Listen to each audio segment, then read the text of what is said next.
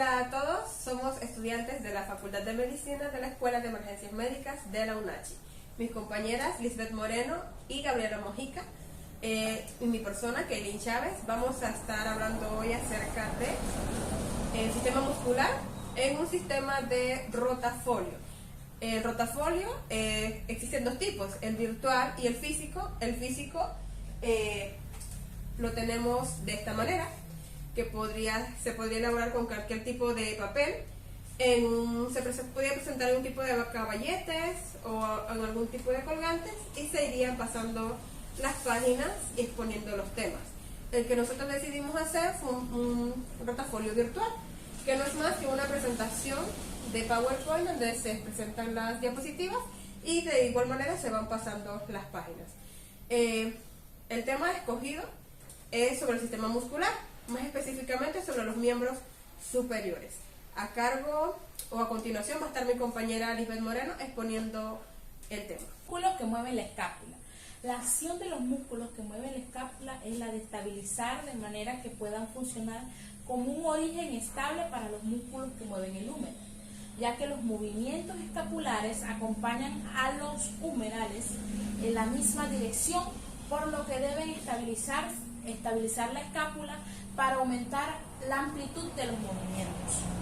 Entre los músculos que mueven la escápula tenemos al subclavio, que este músculo se origina en el borde de la primera costilla y su cartílago tiene su inserción en la cara inferior del tercio medio de la clavícula. Tiene la función de estabilizar, fijar, descender la clavícula, deprimir y mover en sentido anterior la clavícula y ayuda a estabilizar la cintura escapular. Pectoral menor. Tiene su origen en el extremo anterior de la costilla 3 y 5, cerca de los cartílagos costales. Su inserción se encuentra en la apófisis coracoides de la escápula. Cumple con la función de mantener, estabilizar y ayuda la elevación de las costillas en la inspiración profunda. El serrato mayor es un músculo que tiene su origen en las costillas de la 1 a la 9 y se inserta en el borde vertebral y el ángulo inferior de la escápula. Dentro de sus funciones están la de aducir la escápula y rotar hacia arriba. Eleva las costillas cuando la escápula está estabilizada.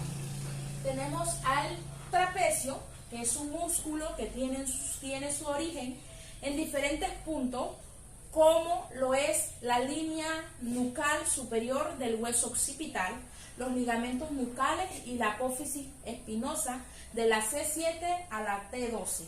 Su punto de inserción, de igual manera, son diversos, donde tenemos la clavícula, el acromion y la espina de la escápula. Tenemos el angular del omóplato. Este músculo se origina en la apófisis transversa de la C1 a la C4 y se inserta en el borde superior de la escápula. Desarrolla la función de elevar la escápula y rotarla hacia abajo. Romboide menor. Es un músculo que tiene su origen en la apófisis espinosa de la C7 a la T1 y se inserta en el borde de la escápula por encima de la espina. Cumple con la función de elevar y abducción de la escápula, además de rotarla hacia abajo y darle estabilidad. Tenemos al romboide mayor. Se origina en la apófisis espinosa de la T1 a la T5 y se inserta en el borde vertebral de la escápula, por debajo de la espina. Realiza las funciones de elevación y de abducción de la escápula y la rota hacia abajo y brinda estabilidad. Tenemos los músculos que mueven el brazo. El brazo se extiende desde el hombro hasta lo que es el codo. La parte superior del húmero proporciona inserciones para los tendones de los músculos del hombro. Dentro de los músculos que mueven el brazo tenemos pectoral mayor. Tiene varios orígenes, dentro de los cuales tenemos la cabeza clavicular, el esternón hasta las séptimas costillas, cartílagos costales de las costillas verdaderas, aponeurosis del músculo oblicuo externo, se inserta en el tubérculo mayor y el lado lateral del surco intertubercular del húmero. Desenvuelve las funciones de flexión, aducción, rotación medialmente el brazo. Tenemos al dorsal ancho. Este músculo, de igual manera, que posee diversos puntos de origen, como lo son la apófisis espinosa de la T7 a la L5, las fascias toracolumbar, la cresta ilíaca y las tres últimas costillas, y se inserta en el surco intertubercular del húmero. Realiza las siguientes funciones: extender, abducir, rotar mediantemente el brazo a nivel de la articulación del hombro y tira el brazo hacia abajo y atrás. Deltoides. Su origen en la extremidad acromial de la clavícula, acromión de la escápula y la espina de la escápula. Se inserta en la tuberosidad deltoidea del húmero y desarrolla entre sus funciones porción clavicular, la porción acromial y la porción espinal. Tenemos al músculo subescapular. Tiene sus orígenes en la fosa subescapular de la escápula. Su inserción se encuentra en el tubérculo menor del húmero y se encarga de rotar el brazo medialmente, actuando a la articulación del hombro. Tenemos al músculo infraespinoso, que se origina en la fosa intraespinosa de la escápula, y la fascia infraespinosa. Su inserción está en el tubérculo mayor del húmero, realiza la función de rotación lateral del brazo y realiza la función de rotación lateral del brazo. Tenemos al músculo supraespinoso, que este se origina en la fosa supraespinosa de la escápula y se inserta en el tubérculo mayor del húmero. Ayuda a los músculos deltoides a abducir el brazo a la altura de la articulación del hombro. A continuación, mi compañera Kaylin Chávez. Continuando con los músculos que mueven el brazo, tenemos lo que es el redondo mayor, que es un músculo que se origina en la cara posterior del ángulo inferior de la escápula y se inserta en el labio medial del surco intertubercular del húmero. Este músculo cumple con las funciones de extender el brazo en lo que es la articulación del hombro y participa en la aducción y rotación medial del brazo en la articulación de lo que es el hombro. También tenemos el redondo menor, que es un músculo que tiene sus orígenes en el borde inferolateral de la escápula. Su inserción está en el tubérculo mayor del húmero y ejerce las funciones de rotar literalmente el brazo. También tenemos el músculo coracobraquial, que se origina en la apófisis coracoides de la escápula. Se inserta en el tercio medio de lo que es la cara medial del húmero. Ejerce las funciones de flexión y aducción del brazo a nivel del hombro. Tenemos también la parte de los músculos que mueven el antebrazo, que el antebrazo es la unidad que extiende desde lo que es el codo hasta el carpo y contiene dos huesos, lo que es el radio y el cúbito o ulna, también conocido. Están unidos por una membrana interósea, que esta membrana es fibrosa y es delgada, pero también es muy resistente. Y aparte de unir firmemente los huesos del antebrazo entre sí, también le ayuda a lo que es la pronación y supinación, proporcionando también la inserción distal de algunos músculos profundos que se insertan en este brazo. Los movimientos del antebrazo, que tienen lugar en las articulaciones del codo y los radiocubitales, tiene lo que son las funciones de ayudar al hombro en la aplicación de fuerza y controlar la situación de la mano en el espacio. Dentro de los músculos que mueven el antebrazo tenemos el grupo anterior o flexor, donde tenemos el bíceps braquial, que como su nombre lo dice, tiene dos puntos de origen, o dos cabezas, como podríamos decir. Por lo tanto, su cabeza larga se origina en el tubérculo supraglenoideo de la escápula, y su cabeza corta en la apófisis coracoides de la escápula.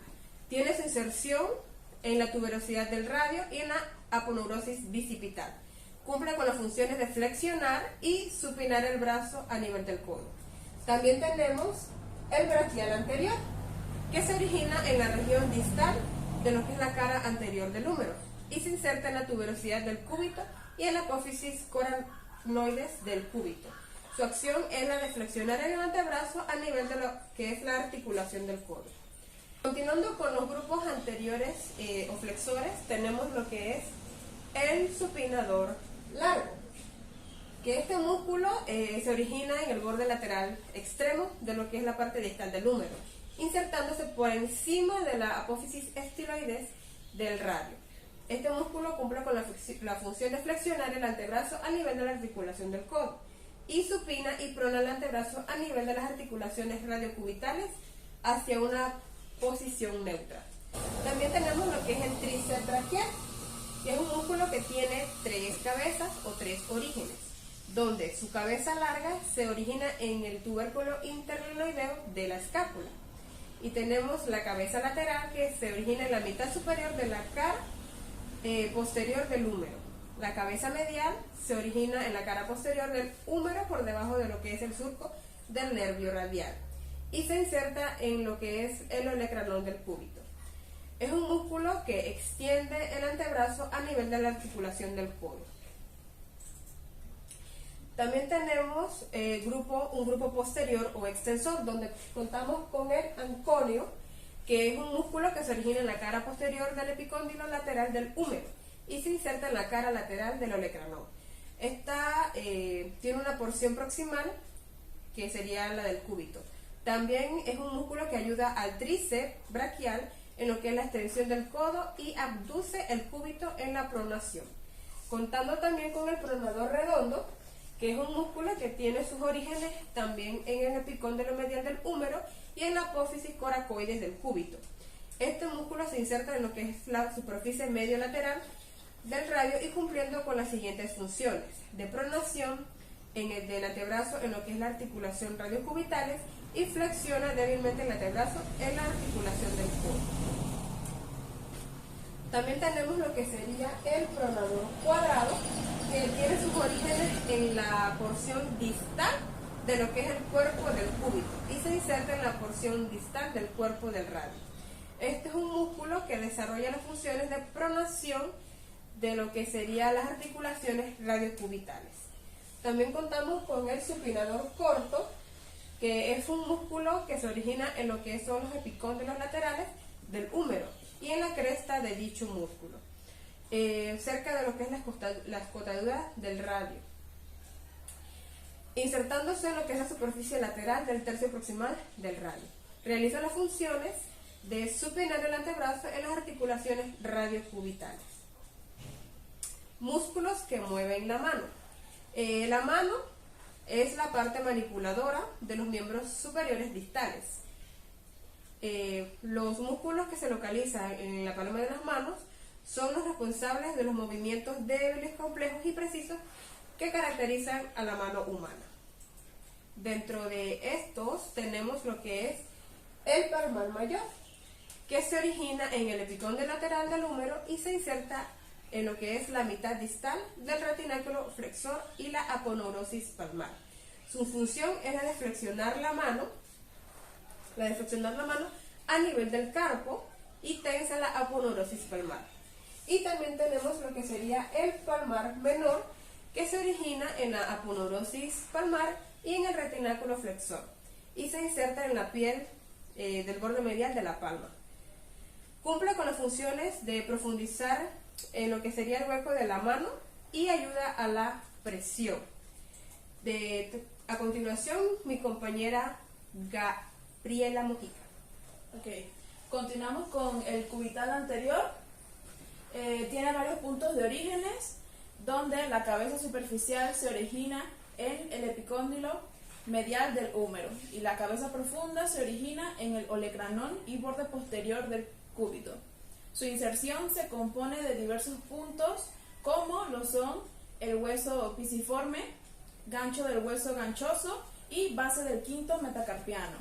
Dentro de sus funciones están flexionar y aducir la mano a nivel del carpo. También tenemos el flexor superficial común de los dedos. Tiene diversos puntos de orígenes, de los cuales podemos resaltar la cabeza humerocubital, que tiene origen en el epicóndilo medial del húmero y apófisis coracoide del cúbito. También en el ligamento colateral cubital. También tenemos la cabeza medial, que es la mitad superior de la cara anterior del radio. Este se inserta en los cuerpos de las falanges medias y de los 4 dedos mediales. Estos músculos flexionan las falanges medias y proximales de los 4 dedos mediales. Flexiona la mano a nivel del carpo. Tenemos el grupo anterior flexor profundo, que en él encontramos el flexor profundo común de los dedos. Se origina en la superficie anteromedial del cuerpo del cúbito y se inserta en la falange distal de cada dedo. Este músculo flexiona las falanges distal y medial de cada uno de los dedos en las articulaciones interfalángicas y la falange proximal de cada uno de los dedos en las articulaciones metacarpofalángicas y la mano en la articulación de la muñeca. También tenemos el flexor profundo del dedo pulgar, que tiene origen en la superficie anterior del radio y la membrana interósea, y se inserta en la base de la falange distal del pulgar. Flexiona la falange distal del pulgar en la articulación interfalángica. En la parte de los grupos posteriores, superficial, tenemos el primer radial externo, que se origina en el pliegue supercondilio superficial del húmero, y este se inserta en el segundo metacarpiano. La acción de este es extender y abducir la mano a nivel de la muñeca. El segundo radial externo tiene su origen en el epicóndilo lateral del húmero y su inserción en el tercer metacarpiano. Extiende y abduce la mano a nivel de la articulación de la muñeca.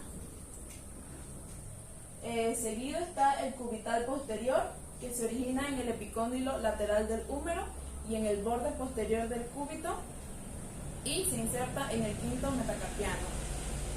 Es un músculo que extiende y abduce la mano en la articulación de la muñeca.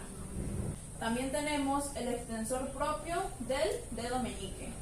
Este se origina en el epicóndilo lateral del húmero y se inserta en el tendón del extensor de los dedos, de la quinta falange.